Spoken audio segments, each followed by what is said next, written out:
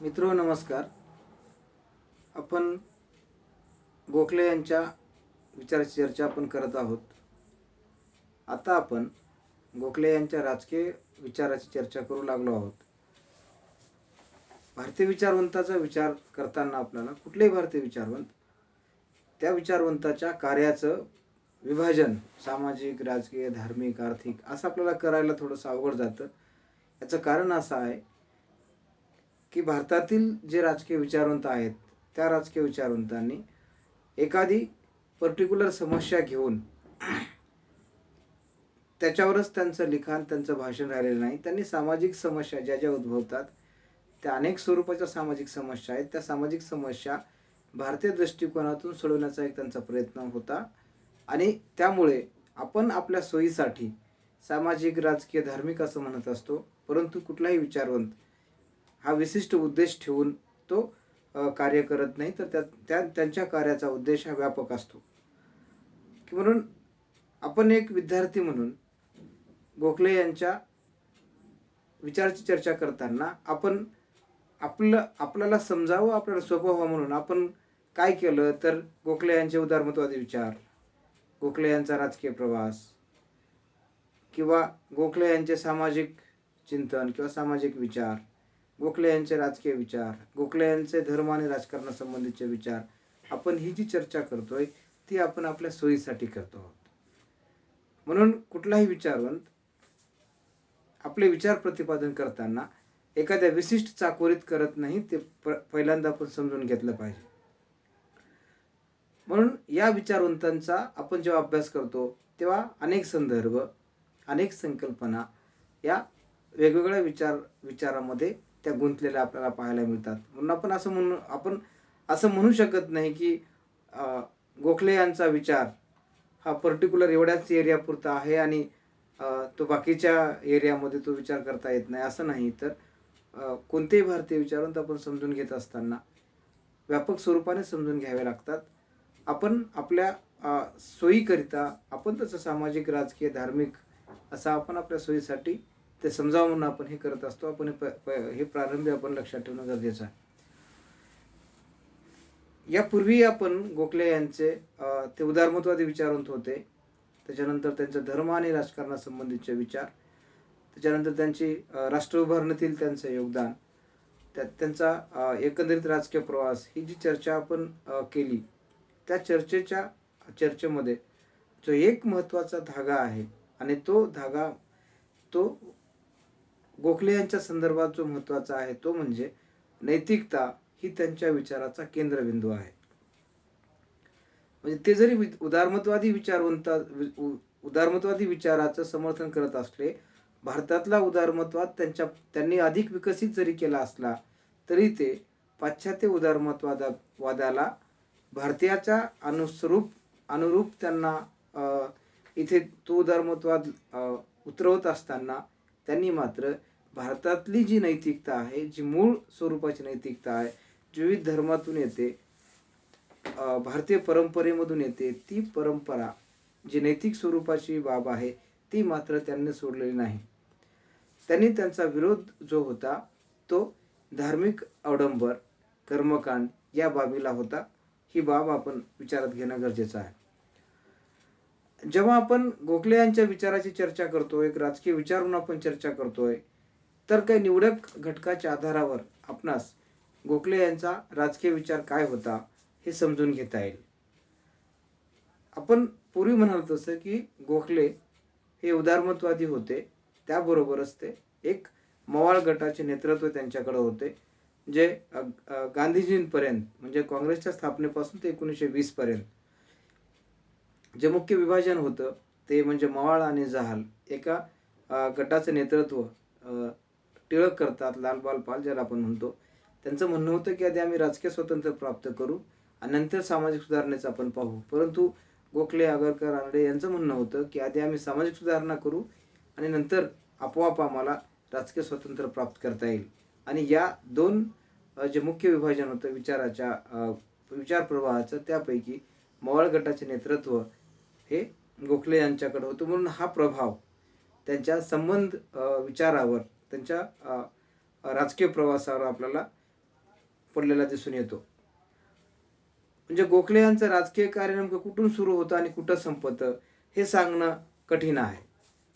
पण साधारणपणे ढोबळपणे वयाच्या 22व्या वर्षापासून त्यांनी त्यांच्या राजकीय कार्याला सुरुवात केली असं म्हटलं जातं.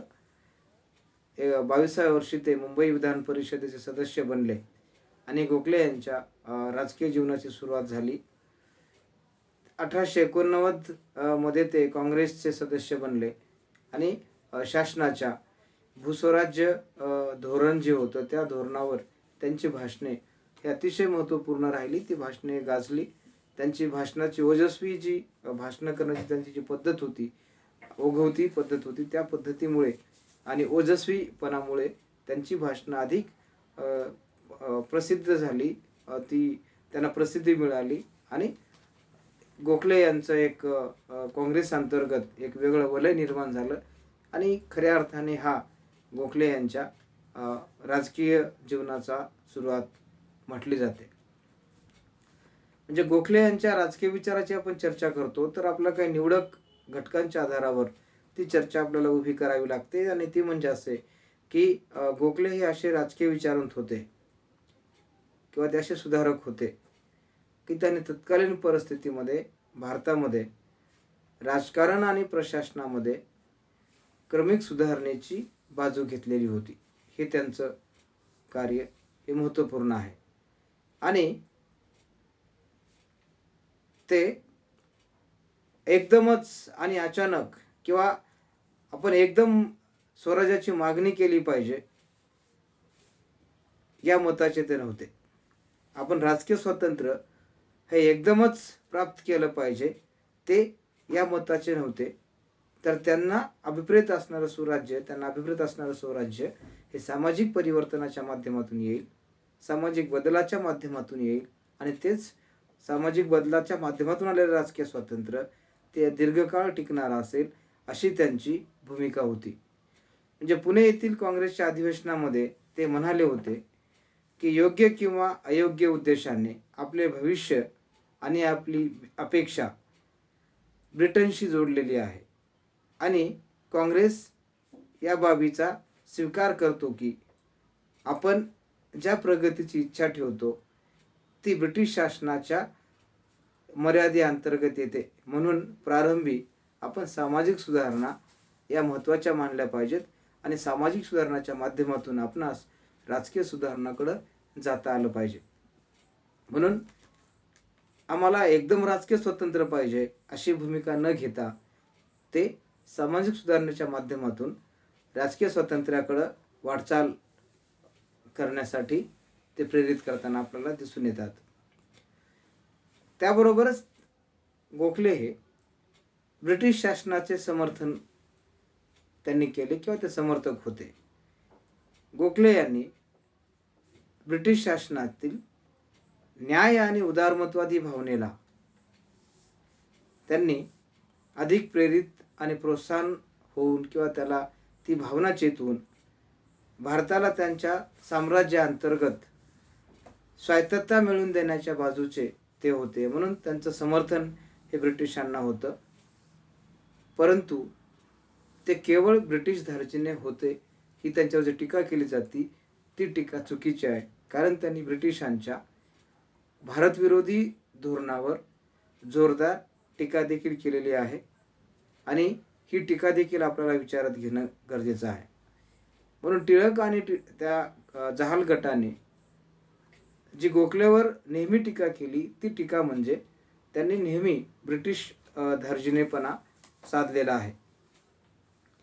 म्हणून गोखले हे जरी ब्रिटिशांचे समर्थन करत असले ते समर्थन ब्रिटिश कायदे ज्याच्यामुळे भारतामध्ये न्याय प्रस्थापित झाला, ज्यामुळे भारतामध्ये उदारमतवादी विचाराची सुरुवात झाली, ब्रिटिशांच्या आगमनामुळे त्यांच्या शैक्षणिक धोरणामुळे त्यांनी आणलेल्या वेगवेगळ्या सुधारणांमुळे भारतातील जे हजारो वर्षापासून जे बंदिस्त असलेली समाजरचना होती, इथे वेगवेगळ्या प्रकारच्या शोषणाच्या पद्धती होत्या, त्या पद्धती ब्रिटिशांच्या आगमनामुळे त्या हळूहळू बाजूला होऊ लागल्या. याचं समर्थन गोखले हे करतात.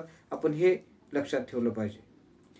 म्हणून गोखले जरी ब्रिटिशांचं समर्थन करत असले तरी ब्रिटिशांच्या कोणत्याही धोरणावर, म्हणजे ज्या धोरणातून भारताला नुकसान पोहोचेल अशा धोरणावर मात्र ते जोरदार टीका देखील करतात. ही बाब देखील आपल्याला विचारात घ्यावी लागते. आणि गोखले यांच्या मते कोणताही क्रांतिकारी मार्ग व त्याच्या साधनामुळे भारताचे नुकसान होईल असं करता कामा नये. म्हणजे एकदा ब्रिटिश शासनातील जे महत्त्वपूर्ण व्यक्ती होते लॉर्ड हार्डिंग, या लॉर्ड हार्डिंगनी एकदा गोखले यांना विचारले होते की तुम्हाला कसे वाटेल जर मी असं म्हणालो की 1 महिन्यात ब्रिटिश हा देश सोडून जातील. गोखले यांचे उत्तर असे होते की मला खूप आनंद होईल, परंतु लंडन पोहोचण्या अगोदर आम्ही तुम्हाला परत येण्यासाठी तयार करू. याचा अर्थ म्हणजे ब्रिटिशांचं आगमन किंवा ब्रिटिशांचं भारतामध्ये असणं हे एक प्रकारे भारतातील सुधारणेंना एक प्रोत्साहन देण्यासारखं आहे. म्हणजे याचा अर्थ आपण वाईट घेणं इथं अभिप्रेत नाही आहे. ब्रिटिशांचं आगमन झाल्यामुळे भारतामध्ये ज्या सामाजिक सुधारणा घडून आल्या आणि त्या सामाजिक सुधारणांनी एक नवीन समाज भारतामध्ये उदयास येऊ लागला, जो मध्यमवर्ग होता, ज्यांनी इंग्रजी शिक्षणाच्या माध्यमातून एक नवी फळी निर्माण झाली होती. या नव्या फळीचं काम भारतामध्ये सुधारणा घडून आणणं होता. म्हणून त्यांनी ब्रिटिशांचं समर्थन या आधारावर केलेलं आहे. ते त्यांच्या हार्डिंगच्या एका उदाहरणावरून आपल्याला लक्षात घेता येतं. त्याबरोबरच जी भारतातील जी अव्यवस्था आहे, भारतातील वेगवेगळ्या प्रकारचं शोषण आहे, भारतातील वेगवेगळ्या प्रकारची शोषणाच्या व्यवस्था आहेत. म्हणजे लिंगभेद आहे, जात आहे, अनेक पितृसत्ताक पद्धती आहे, अनेक प्रकारचं शोषण आहे. या शोषणाच्या विरोधात बोलण्याचं धाडस हे ब्रिटिशांमुळे भारतामधल्या समाजसुधारकांना आलं, हे आपण विसरता कामा नये. म्हणजे मग गोखले असतील, रानडे असतील, आगरकर असतील, की पुढे महात्मा फुले असतील, समकालीनच आहेत, की या लोकांना, या विचारवंतांना इथल्या प्रस्थापित व्यवस्थेच्या विरोधात जे बोलता आलं ते ब्रिटिशांच्या इंग्रजी शिक्षणामुळे बोलता आलं, हे आपण विसरता कामा नये.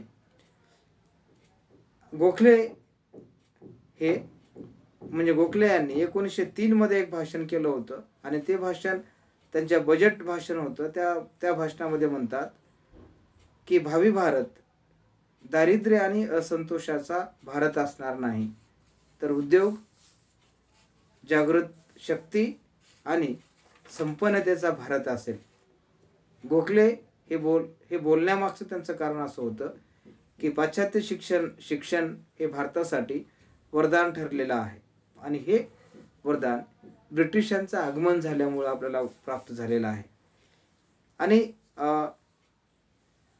पाश्चात्य शिक्षण हे भारतासाठी वरदान ठरलं होतं आणि त्याचा अधिक विस्तार हा भारतामध्ये गोखले करू इच्छित होते. त्यांच्या मते देशातील तत्कालीन परिस्थितीत या पाश्चिमात्य शिक्षणाचे सर्वात मोठे कार्य काय असेल, तर भारतीयांना जुन्या जीर्ण आणि शीर्ण विचाराच्या गुलामगिरीतून मुक्त करणे असेल. आणि मग या शिक्षणाच्या माध्यमातून काय करता येईल, तर एक प्रकारे विवेकवादी, बुद्धिप्रमाण्यवादी दृष्टी आपल्याला विकसित करता येईल. या बुद्धिप्रमाणाच्या वादावर याचा भारताला काय उपयोग होईल, तर जो शिक्षणाच्या माध्यमातून जो नवतरुण वर्ग शिकतो आहे, तर हा वर्ग विवेकवादाच्या आधारावर भारतातली अंधश्रद्धा, भारतातला कर्मकांड, वाईट परंपरा, धार्मिक आडंबर याचा नाश करण्यासाठी ब्रिटिशांचं आगमन इथं येणं, ब्रिटिशांचं शिक्षण, त्याने आणलेल्या सुधारणा या महत्त्वाच्या आहेत. म्हणून त्यांनी ब्रिटिशांचं समर्थन केलेलं आपल्याला दिसतं. ते समर्थन सामाजिक सुधारणा घडवून आणण्यासाठी उपयोगी आहे, हे भान आपण ठेवणं गरजेचं आहे. त्याबरोबरच गोखले यांनी ब्रिटिश शासनाला असा सल्ला दिला होता की तुम्ही प्राथमिक शिक्षण 6 ते 10 वयोगटातील विद्यार्थ्यांना अनिवार्य करावे आणि ज्याचा खर्च हा शासनाने उचलावा. ज्या शैक्षणिक संस्था आहेत ब्रिटिशांनी स्थापन केलेल्या, त्या संस्था हा खर्च स्वीकारतील, ते खर्च उचलतील. आणि या संदर्भात शासन तयार नव्हते. तेव्हा गोखले म्हणाले की शासनाला निरक्षर लोकांपासून अधिक धोका आहे आणि जो कमी धोका आहे तो शिक्षित लोकांपासून आहे. म्हणून शिक्षित लोकांपासून शासनाला कोणताही धोका नाही, हे शासनाने लक्षात ठेवावे. म्हणजे आपण म्हणतो ना की गोखले हे नेहमी शासनाची भलाई करतात.